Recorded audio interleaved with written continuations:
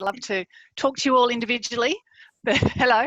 But as Michelle said, pop a question in the chat and I'll get back to you, if not during the session or afterwards. So today is really all about how technology can really propel us forward in our roles as EAs. So, obviously it's a tech session, but one of the things I really wanted to touch on are a few other elements I think that actually go hand in hand with technology to make us those EAs that really push that traditional paradigm of what people think an EA is. So some of the things I'd like to touch on are fostering a high level of trust. That's really important, I think.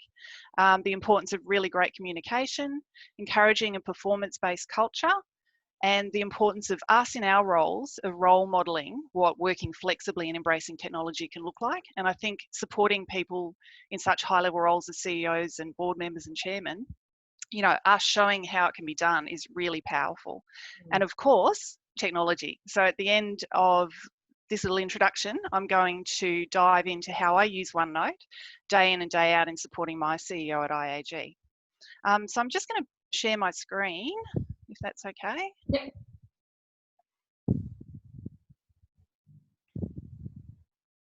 Now, I'm not a Zoom expert, so we don't use Zoom at IAG. So if I'm a little bit clunky, I apologise. So there's Zoom. Okay, going to here.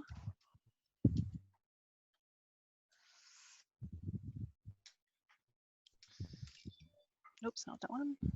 That's all.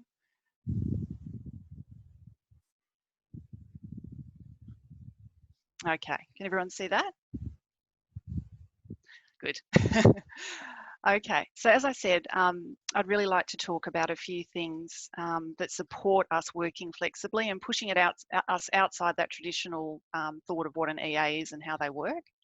That involves trust, great communication, performance-based culture, role modelling, and of course technology. And in particular today, I'll be talking about OneNote. I'm going to go through this pretty quickly because I want to get into the OneNote demonstration. So a little bit about me. So as Michelle mentioned, I've worked at IAG for just over 18 years now, mostly in the C-suite, and I've been very lucky to support the CEO. I'm on my second CEO now, the first CEO for 8 years, and in that time I had my 2 children. Actually, these pictures are quite old. This is what they look like today. So Mr. Tween and Miss 5. So I've had quite an exciting journey to workplace flexibility. I've very much worked as a traditional EA over the years, very much thought that our roles had to be desk-based, office-based, long hours, weekend work, all that sort of thing. And it's only sort of been in the last 4 or 5 years that I've realised that we can do things differently, and it's very much to do with the technology that we embrace, as well as these other elements that I think support working flexibly and using technology. So the first one I wanted to touch on is trust. I think it's just an essential ingredient for any sort of workplace flexibility arrangement. Trust is really important. And I think as EAs, I think trust actually is part of our DNA. I think we're trusted with a lot of really confidential information. We're trusted to make sure that our executive is organised, they have what they need. So I think that it sort of goes hand in hand that we should be trusted to work flexibly. We don't have to be seen for it to be known that we're doing the right thing and we're working hard. In a sort of a trusting environment, there's no place for any of this sort of micromanaging and command and control leadership styles. I think we all should be trusted to actually do the work that we need to do, whether that be at home, not in the office, in a coffee shop, late at night, on the weekend, in the morning, dipping in and out with your life, whatever you need to do around the work that you need to do.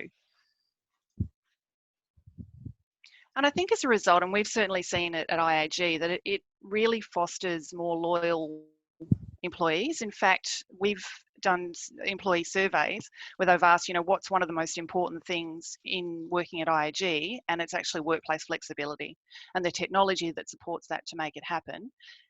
it results in more engaged and passionate employees. I mean, a couple of the ladies on the line now, at least 3 of them are or have worked at IAG. My Bluetooth doesn't work. What's that, sorry? Oh, was there a question? No? No. Yeah, and so we've had employee engagement surveys, and one of the top things they said that means the most to them at IAG is how they are supported to work flexibly, which is very exciting. The other thing that I think is really important is that we have to sort of get out of this mindset of sitting at a desk for hours means you're doing a really good job and you're producing a lot of great work. So I think we really have to encourage a performance-based culture. So you're not measured by the hours you're sitting in front of a computer. You're actually measured by your outcomes and your productivity and the quality of your work. And the technology that supports us to do this means that we don't have to be sitting in that environment. You know, we can do this work at any time and produce just as good, if not better work. But it does really need a big shift in mindset. I'll be the first to admit, I probably 5-6 years ago would never have thought we could work in this way. I was very traditional and I thought that we did have to work in the office and we had to be there long hours. So it's actually taken quite a shift in my own mindset to embrace this kind of working. But the benefits have been amazing. I think the other thing we have a really big opportunity to do in our roles is actually role model flexibility and the way we can use technology to support us working in this way. I read a really good article a while ago about a CEO. I won't say who it is because I haven't got the copyright or anything on this, but it was a CEO from a major beverage company, international beverage company, and he brought in all sorts of flexible working practices at his organisation. And one of the things he talked, and some of you might know this, one of the things he talked about a lot is leaders leaving loudly, which I just thought was beautiful because it sort of really encouraged everyone to get out of that mindset of thinking that it's not okay to have a life outside your work, to actually have this whole work-life integration thing going on where you love your job, you love your life, the things can actually work together. So he used to walk out at 3 o'clock in the afternoon and say, okay guys, I'm going to pick up my kids. And, you know, people would just initially sit there and go, whoa, you know, the CEO's leaving at this time. And so I just loved it. I think it was really important that he showed that anybody can do that, and it gave permission for everybody else in the organisation to do it as well. And I think that's something that I very much tried to do in my role, to show that actually someone as senior as a CEO embracing it and doing it makes it okay for everybody else. And therefore us as their assistants doing that and role modelling that and living that way of working makes it okay for everybody else as well. He also talked about something called, which I loved, one simple thing.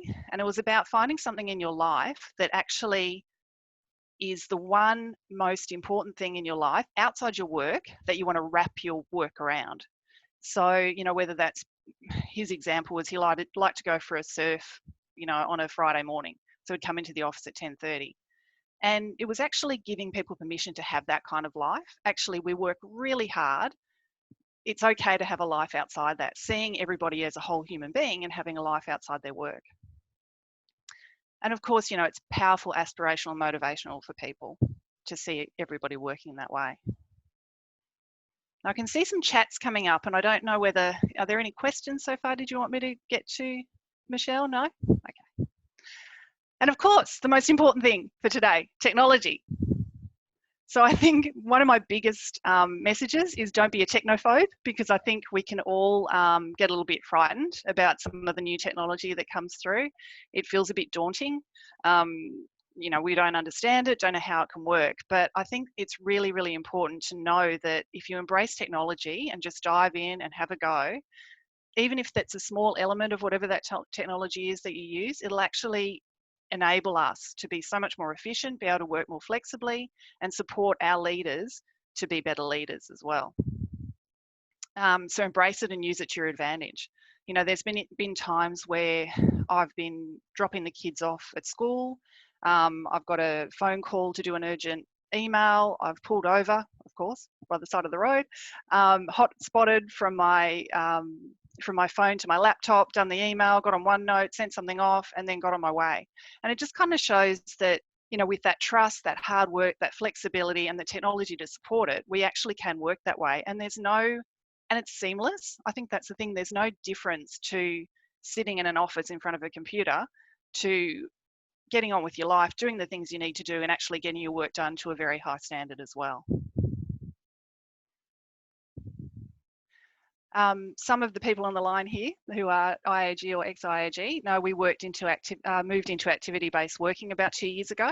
So some people might call it hot desking. It's a little bit different. It's about sitting and working where you need to be based on the activity that you're actually doing at that time. I don't know how that's going to look post COVID-19.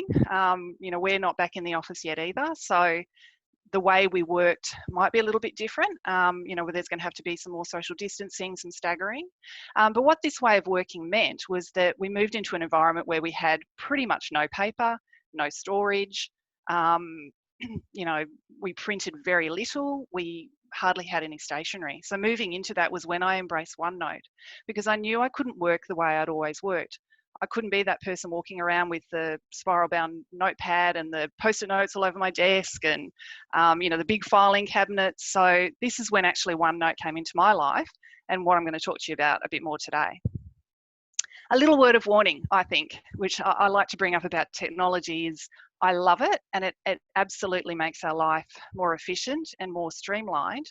The only thing I think in our roles is technology can be a little bit isolating sometimes. I mean, the beauty of what we're seeing at the moment is that we can connect still through technology. But I also think sometimes when you rely on technology to do your work for you and your communication, you can just lose a little bit of that connection. So I think as EAs, we know how important relationships are and communication. So when you're using technology, don't forget that you also still need to have those relationships and have those catch-ups with people. I did notice initially when we went to using OneNote a lot, my CEO and I started to talk less. We actually used OneNote to do our talking and our communicating. So we were very conscious of that early on to make sure we continued those relationships. So I think that's a good point for me now to move into using OneNote and how I've used it. Any questions or anything else at this point? Did you want me to take on? No? All good? All right. So I'm just going to go into, okay,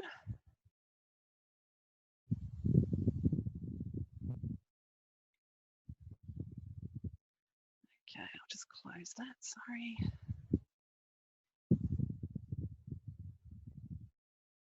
There's my real OneNote, my real OneNote one, so I'll get out of those. Okay, yes. Before Lorinda, before we get started, yes.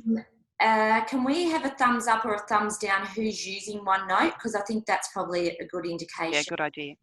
Can we have a thumbs up who's using it at the moment? Or okay, and then thumbs down. Okay. Okay, I couldn't see how many. What's the number? It's sort of what's the split? It's 50-50. 50-50. Okay. Yeah. All right. In that case, also I'll go back a little bit back to OneNote and what I use it for. So as I kind of touched on, I needed to find some sort of a workflow system that replaced paper, pretty much. I used to, as I said, do the traditional Daypacks. I used to do, everything printed out with a diary sheet, any papers brought forward. So moving into our new environment, I had to find a way that we could continue to work and, the big volume of work be dealt with, but without actually, physically printing things out. So OneNote to me made a lot of sense because I pretty much literally replicated in an online environment what I was doing in paper. So I think, can everyone see my OneNote screen? Yes. So what I created was a replacement for the things that I would have left on my CEO's desk and the work that went between us. So and again, this can be created any way that works for you and the way that you work with your executive or CEO. So, and I'll go through how I set these up and actively work with it. So I would create a Daypack for him. So just, sorry, one step back. So I created a notebook for him, the CEO's notebook, and one for me. So he and I would share his notebook, and my notebook is kind of like my spiral bound folder book that I used to walk around with, or my post-it notes, or anything else is basically in there. So this is kind of a one-stop shop here. You know, you don't need anything else really. So created the Daypack. There are items for review or action, invitations, meeting requests, diary updates. These are probably similar sort of folders or however you work with your manager. Anything for signature or approval, monthly expenses, personal, and the list goes on. I mean, this has been an evolving workflow system. You know, you can delete these tabs. You can, sorry, they're called sections. I call them tabs. Another caveat I should have said at the beginning, I'm not an IT person at all. Again, you know, I've just kind of taught myself this system and how I use it. So some of my terminology might not be correct. You can add folders here, and so on and so forth. So to show you how I would then use this, I'll go down to my notebook as well. So the various sections here are things that I would then work with day in, day out. So I've got a section called to discuss with CEO. So that might be things that I just keep in there that I want to talk to him about at some point. Bring forward is that replaces that old concertina file that we probably have all had or still have with all the documents that are to be brought forward for the month for various meetings. That's my work in progress file, things that are pending for follow-up, things to be filed once I've finished with them. And then I would create his draft Daypack here before I actually move it into his own live Daypack. And similarly, I prepare draft monthly expenses here before I move them into monthly expenses for his review. So I might as well just start at the beginning and set up a Daypack as I would do it for him. So I would go into, I've created a, it is, a bit of a dummy calendar for him for the day. So on this day, you can see that he'll be catching up with John Jones at 8 o'clock in the morning. He'll be reviewing some draft board papers at 10 o'clock. He's going to have some lunch with Joe Bloggs at 12, and then he's going to host a leadership team meeting at 2.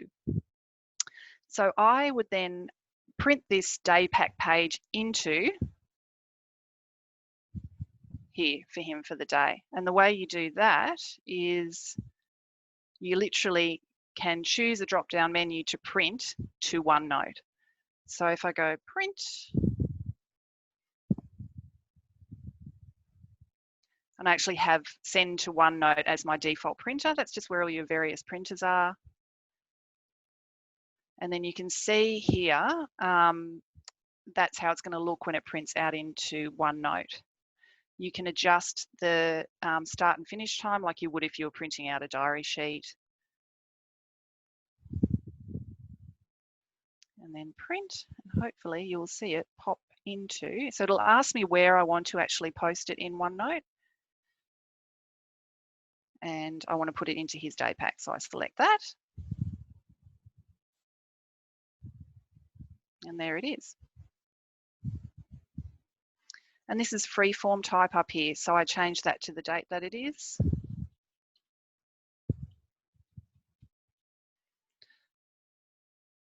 And then what I would do, so similarly, just how a printed Daypack used to look, I would then put into these pages here. I'd add pages, and against each meeting, there might be some papers to bring forward.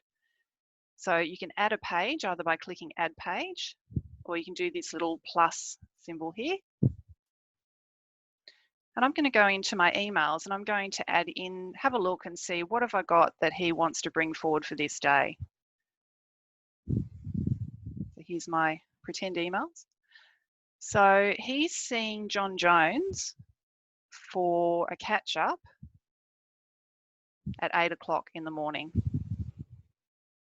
So from my emails, you'll see here that I can either send it to OneNote from here. I can click that email and it'll go straight into OneNote, or I can open it up and do the same thing, this little button here, send to OneNote. or his CV itself, I can print into OneNote. So I've got a few different options of how I get things to then go into OneNote. And if you think of it as just a replacement for the paper files and a workflow system, it's literally like I'm giving him his Daypack with the CV in there against that meeting that morning.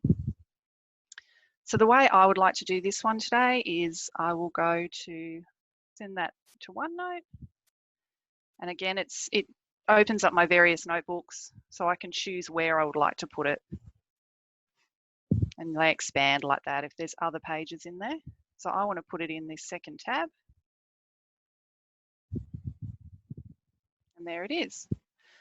So for me, and you can just right click delete pages. For me, I would like to put in here that is for his 8 o'clock meeting. John Jones. And again, free type. Now you'll see the little CV is there, but it's as an icon. So a thing to remember about OneNote is if it inserts the icon, if you double click that, it'll open up in PDF in Adobe. It won't actually be within OneNote. So you're best to print out that PDF into the page. And again, to do that, you just go File, Print, choose Send to OneNote. And it will print it then on the page. And then I'll show you why it's important to do it this way.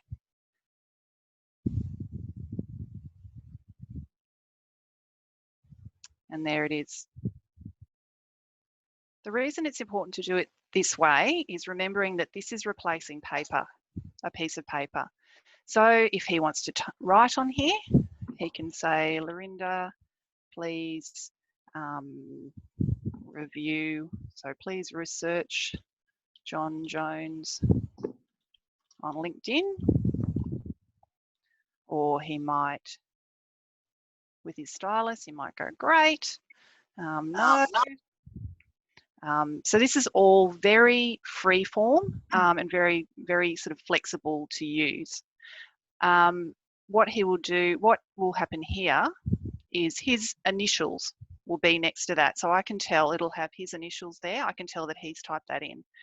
Similarly, if I wanted to leave him a little note, Peter John is currently, can't type this morning, my fingers are cold, currently working at Telecom. If I wrote that, it'll put my initial there. So between the two of us, we can see who's written the notes. It's a communication flow between us. These are completely movable, wherever you want to move them. You can delete them. You can highlight. So as you can see, it's actually a really fluid and flexible way to work. He might say to me, Lorinda, please email to John Brown. Okay, so how would I go about emailing that out to somebody else? There are a couple of options. So we have this lovely little tool here called Email Page, and what it will do is it'll pick up everything there and embed it into an email directly.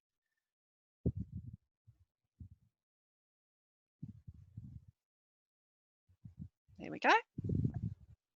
So if I wanted to send that off to John Brown, or whoever he said, yep, John Brown, there it is. And you can scroll down, you can see all his notes are there. So I use this a lot for draft papers and draft board papers and things like that. If he makes comments on things, I can use this to actually forward it on to the authors to make edits.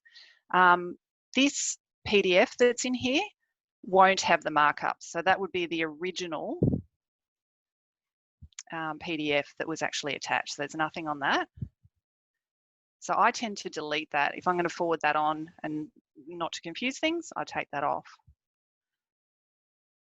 So that's really handy. And again, if you want to, before you email that page out, if you want to take things off, you just obviously delete them and then do the email page. And then the other way of doing it is you can actually you can save it as a PDF and attach it to an email. So that's another way of doing it. If, for instance, if he had a lot of, it was a long board paper with lots of comments, I wouldn't necessarily embed it into an email. I'll actually save it as a PDF and then attach it that way. So that's just saving it as a PDF now.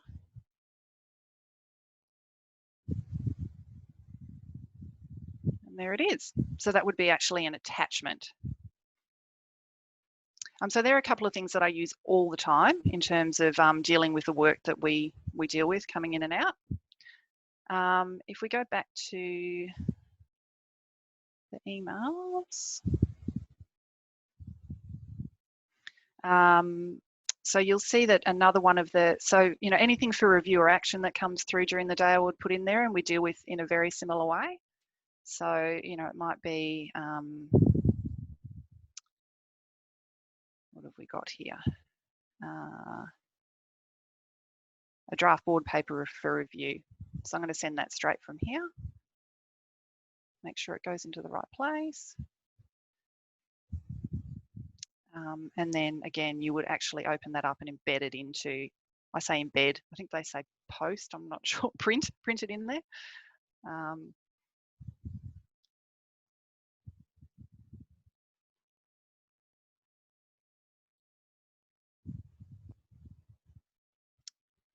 it normally remembers the last one you were in, so you can usually pick it up from the recent picks. Otherwise, you just go into here and make sure you can find it and make sure it goes into the right spot.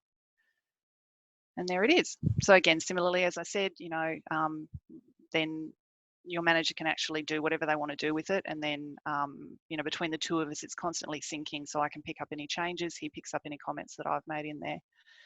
If you need to insert a little bit of space between things, there's this little handy one, insert space, which works both ways. It actually takes space out as well. Which again is very handy. One of the other ones I do, so we pretty much lost all of our pens when we moved to activity-based working, so we had to start signing and approving things electronically. So we picked up doing this pretty quickly when we first moved. So here's one, please sign this document. So I'll put it into his for signature or approval file.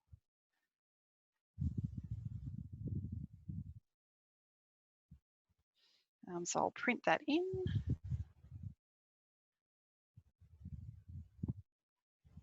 And this has been really a time saver and a bit of a lifesaver actually.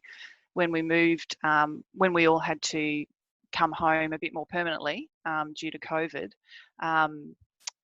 there was a document that someone wanted physically wet signed, and then legal checked it out and actually said, we don't need it. You know, it's that kind of thinking differently, thinking we don't have to do things the way we've always done it. So he was allowed to use his stylus, sign it there.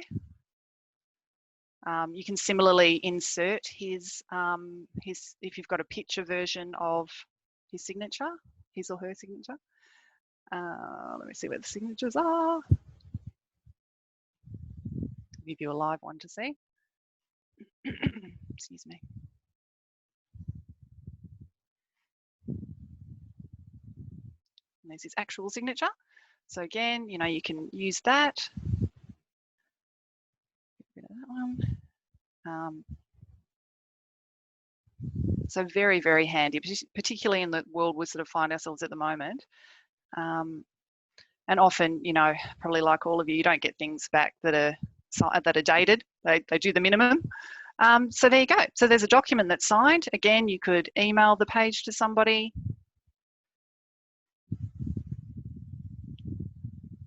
There it is. Or you could save it as a PDF like we did before, which is also, you know, very easy to do and attach it.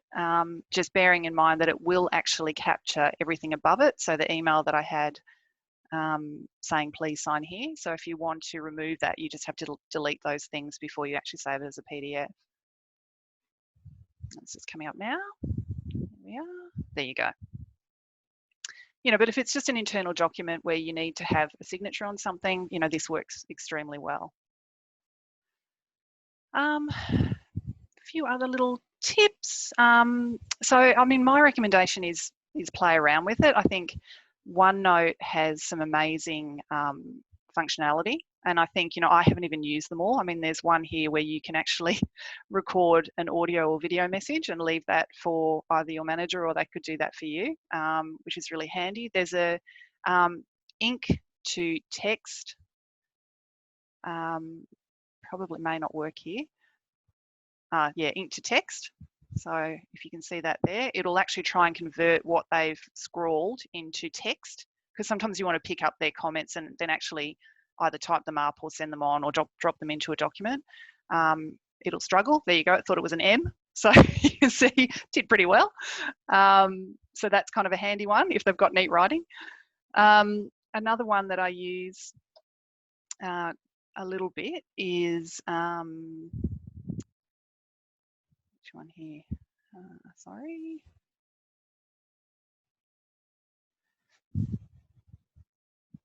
Oh, the spreadsheet one's interesting. So you saw how I actually inserted a document before. You can also do it through here. You don't have to do the print function. If you've got a document saved, you can do file printout, which means it'll actually pick up the document from wherever it is saved and it'll actually embed it like this.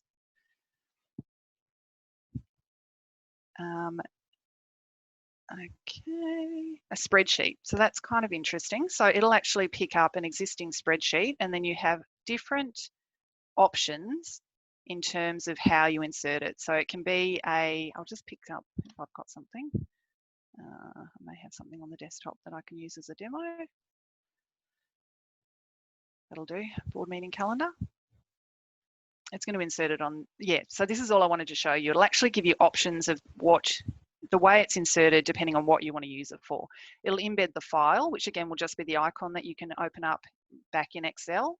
It'll insert an actual live spreadsheet, so you can actually, you know, work with the numbers and change things around, or it'll insert it as a chart or table, so it's static. You know, so if you just want them to have the figures and they can see what's in there, then you can use it that way as well. There's probably one more little tip that I'd really, really like to show you, which I absolutely adore.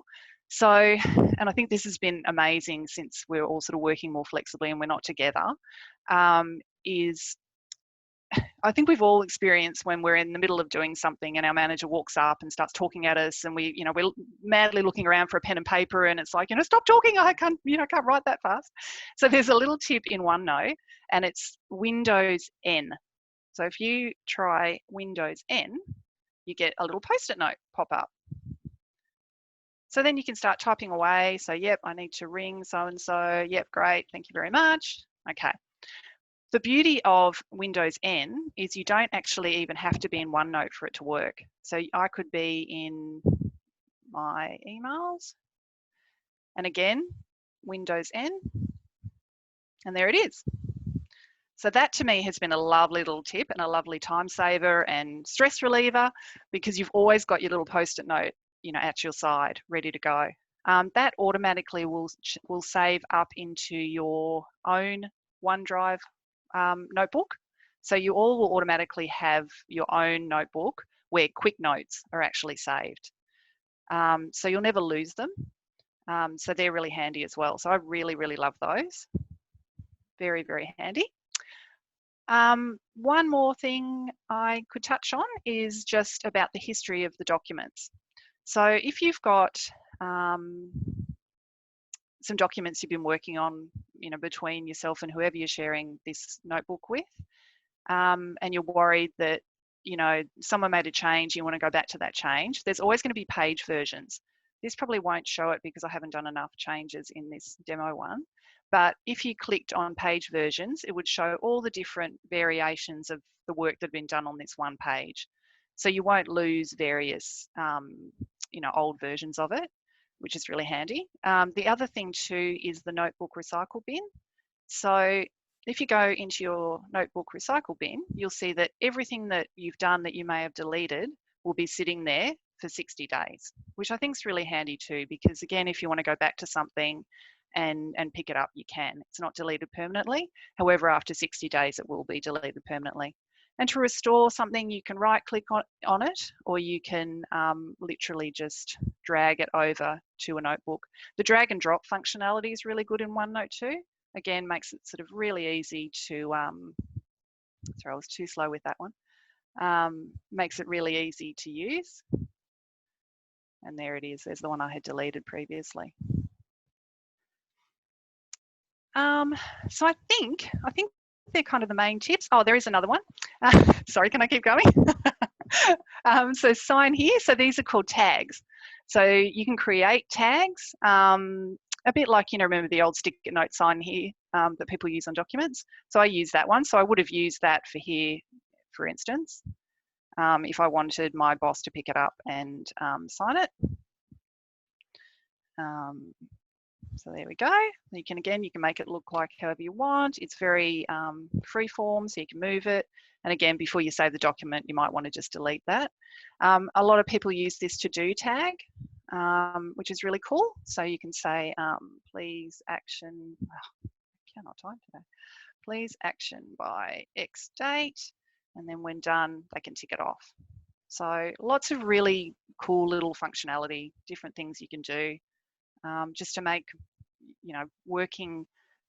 collaborating seamlessly work better, and especially when we're sort of not all together anymore. And I think it kind of shows that we can work this way and do our role really, really well without actually having to all be together, because we've got this kind of technology to support us. I think that's kind of most of my demo. I don't know if anyone I can see that there's a few chats and questions in there. Yeah, there's a few questions. Do you want to answer those, Lorinda? Yep, I'll go through. Okay. Oh, hello, Nicole, who used to work at IAG almost 10 years ago. Nice to see you. That's great. Lots of lovely comments. Thank you. I think Olivia Goldstein's the first one about the alerts. Okay, here we go. Scrolling down. Yes, no, you don't. You don't get alerts. I tried, so I've been using OneNote probably for almost 3 years now. That was one of my first questions too, because I completely agree that it would be great to have an alert.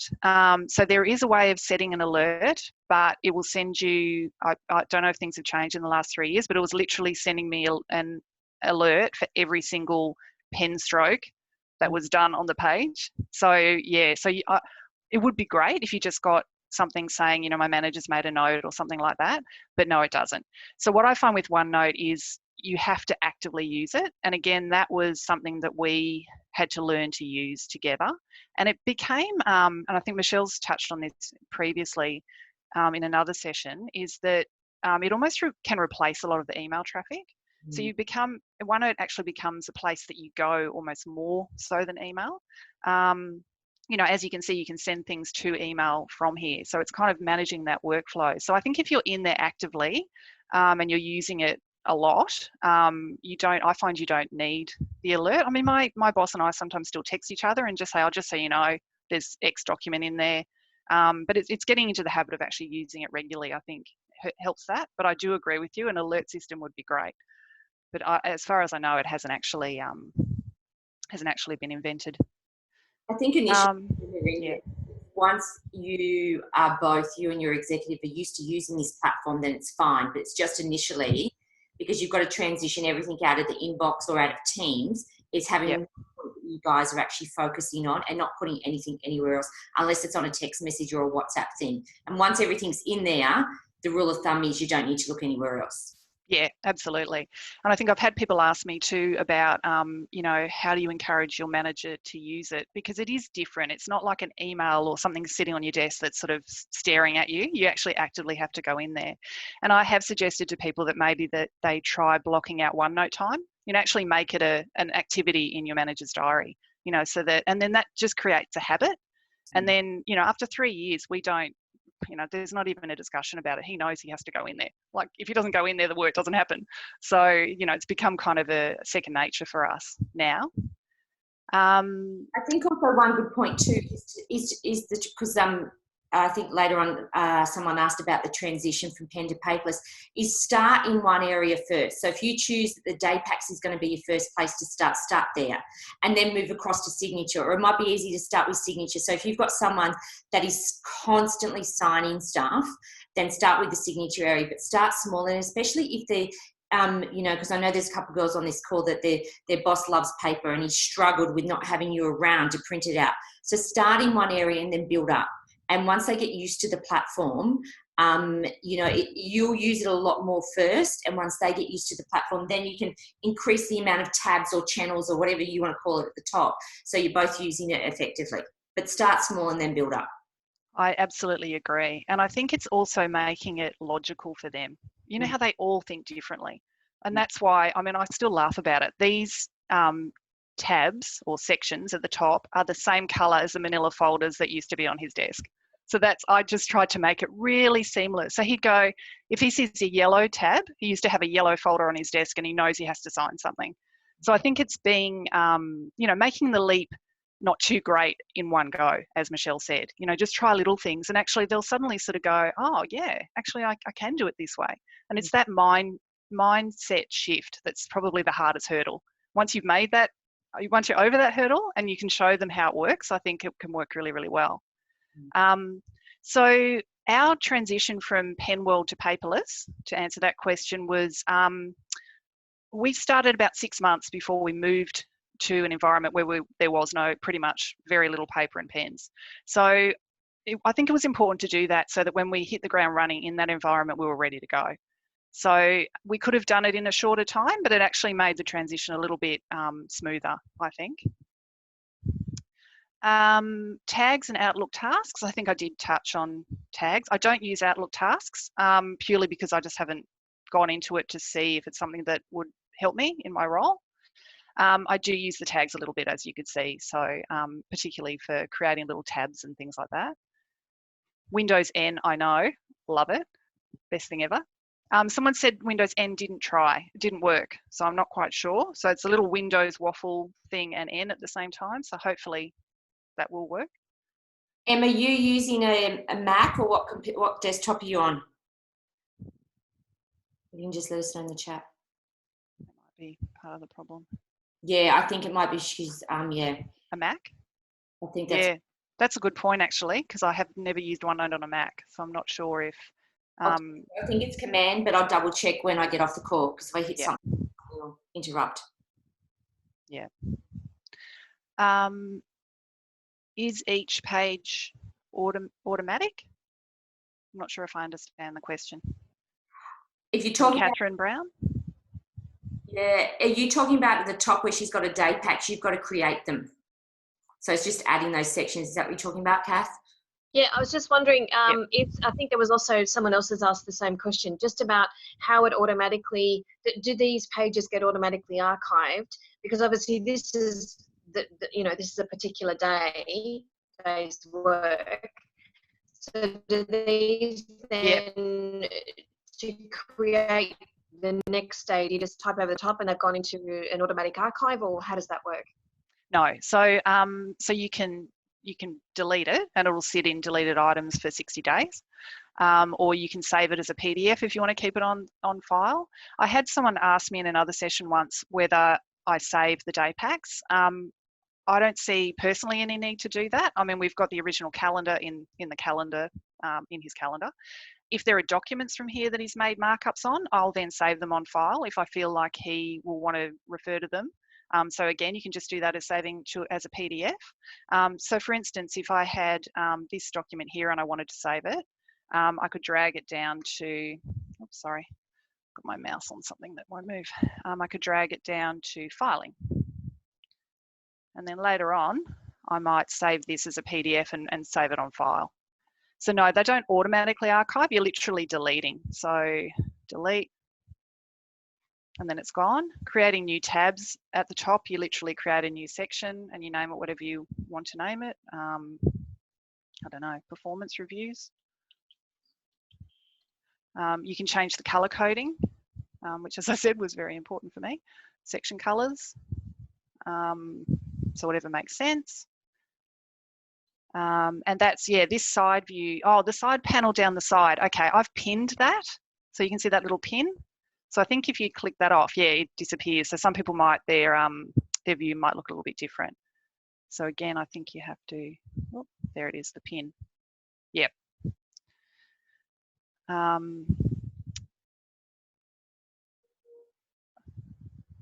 Okay, I think that's that question. Someone asked about Teams versus this. Oh yes, should I go into that one, Michelle? Well, I think the thing is that, you know, I use OneNote just specifically for my CEO, and that's what I did. So I wasn't using it in a team environment. I did often use it when I was doing board packs. So if the company secretary needed to do markups, but the thing is, it's not replacing Team. It's a totally different functions. So I think like last week when we did, well, was it last week? No, 2 weeks ago when we talked about Teams. What you need to do with Teams is you need to remove or eliminate the amount of internal emails that are going into your inbox and transfer them across, so the communication of those emails are going through Teams. So you're not OneNote, the function that I think OneNote has a lot more functions for your CEO, and it's easy for them to use. And I think also, if we're going to say it, like some of these guys or these older CEOs, you know, this platform is simple and easy for them to navigate around in. Whereas Teams, they've got too much going on in, and it's a one-on-one. It's something for you and your manager. It's not replacing Teams. It's just a different platform. And I think it's so much easier for these guys to use, I think. Yeah, I like Erin's note here. Teams and OneNote complement each other rather than replace one another. And I agree. And you can use OneNote within Teams. It is the Windows 10 version, not this version that I'm using, because the functionality is a little bit different. So I tend at the moment not to use OneNote through Teams, purely because of a functionality reason. But I understand that the next version of OneNote will have the functionality from the version that I'm using. Yeah. But no, I completely agree. I think if you really think about OneNote as it's you and your pad and your pencil and it's basically you and your manager getting through the work. That's how I think of this. And I think, to Michelle's point, I think it's particularly good for a one-on-one or two-on-one kind of situation. And it's a bit of a safety net too. I use this, to make sure that everything gets action and we're across everything and we both see everything, and it's personal as well. You can have, it's only between he and I. Any comments that go in here is completely between us. And so I think that's handy as well. We talked about trust before. The confidentiality is purely here. Whereas, I mean, I'm the first to put my hand up. I put something in a Teams channel accidentally, and I put it in the wrong channel, and someone saw something that they shouldn't have seen. So whereas this, it's just something that you and he or you and her are doing together, and no one else can see it. So but remember also that, this is a Microsoft platform, guys. So if you are updating like an Excel spreadsheet or a document, you can then save it straight back into the Teams folder or the SharePoint or the OneDrive, whatever you're using. It's another quick function. You don't have to save and then move. It's just a quick function. So you can operate in here. He can do his markups, he can do his comments, and then he can go save it in one of the other Microsoft platforms. Yeah, and I actually didn't go into when you actually set up a OneNote notebook. You can choose who you share it with. So as Michelle said, it'll avoid anyone else seeing it. It'll literally be between you and who you choose it's going to be with. Which is very handy as well. So yeah, it's been a game changer for me in the way I've done my role. I never thought that you could work this way until the last few years. So I think it's incredible if you can sell in those benefits of why it's really important, not only for us and them in their roles, but also to show, working for such senior people, if we can work this way, anyone can do this. And I think, remember guys, like I always say, when you're setting up a new platform, tool or system, take the time at the beginning to get all the connections right. So ensure that your settings are done right. So, it is talking to your 365, it is talking to your Teams, it is talking to your Excel, SharePoint, Cloud File, or whatever you use. I'm using OneNote at the moment for my CEO in New York, and we're talking to Slack as well. So there is platforms outside of the Microsoft world that it can also talk to. So just make sure that when you are using a new tool or application, as I always say, take the time at the beginning to set it up correctly. And I know one thing Lorinda did talk about last time in our other OneNote session is that you can work if you're flying or you're traveling or you're in a capacity that you're working offline. As soon as you go online, whatever you've saved in there, it becomes live again. So I think that's a great tool as well for if your executive is on the hop or he wants to turn off all his technology and just sit in some clear space with no one disturbing him and turns off everything. He can do all his work, and then as soon as he goes back into Wi-Fi, it uploads and becomes live again, which is a great tool. It's fantastic. I know my CEO has fully synced OneNote before he goes. Then as Michelle said, he gets on the plane. He's not connected to Wi-Fi. He'll do all his notes. He'll go through all the work, and then suddenly he gets to the other end, connects to Wi-Fi, and it all pops up at my end. I can see all the work that he's done. So really, really good, really handy. There was a quick question I didn't get to was with the Daypack, do we have to keep changing when the schedule changes? Yes, you do. So you'd have to replace, if there's a change in the calendar, you'd have to just reprint out the calendar sheet into the page. But I see that as no different as when they had if they like to work with a Daypack, you would have been replacing, updating the calendar sheet anyway. So, it's a quick print and done. Yeah. And I was going to say too, like the app on the iPhone, so I'm in Apple World, the app on the iPhone is great as well. So if you're on the hop, as you said, and you just need they need a quick answer or question, or that he's going to be doing a markup, or he might send you a text message and say, yep, the info's there. You can just quickly stop, do the quick response, and then it's done. So you don't need to log back. It's not a clunky platform. It's actually quite a user-friendly and easy platform to use. Yeah. Well, yes, I definitely agree. Does anyone have any, I'm mindful it is 10:57.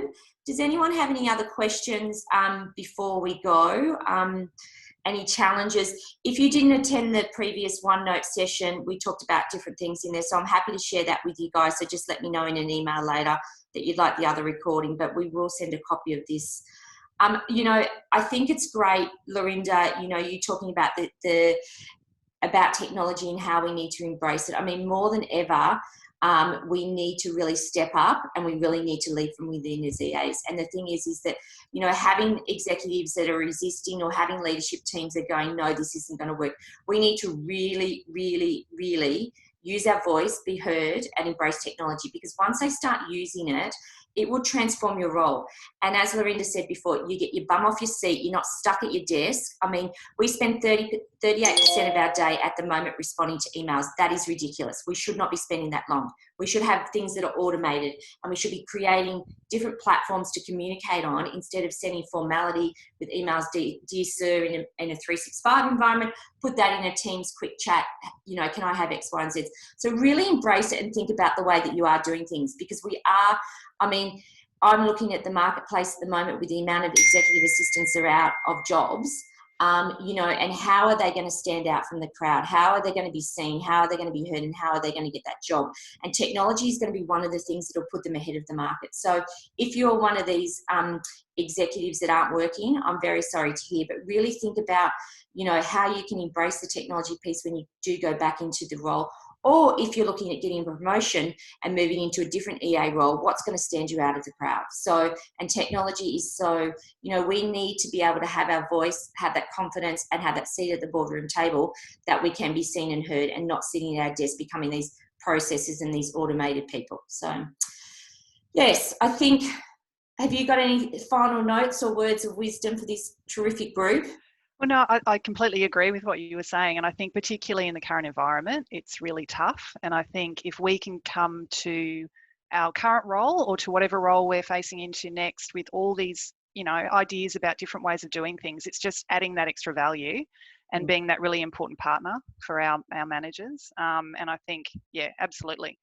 There's a lot of technology I don't yet understand, but I'm really, really keen to embrace it because, it's just another string in the bow, so to speak. So it's great. And to everyone on the call today, anytime you want to connect or chat, or, it doesn't have to be about OneNote, but, it's this kind of collaboration connection is just fabulous. And I love what you're doing, Michelle. Thank you. Thank you. And if anyone's got any questions, they start using OneNote and you get stuck.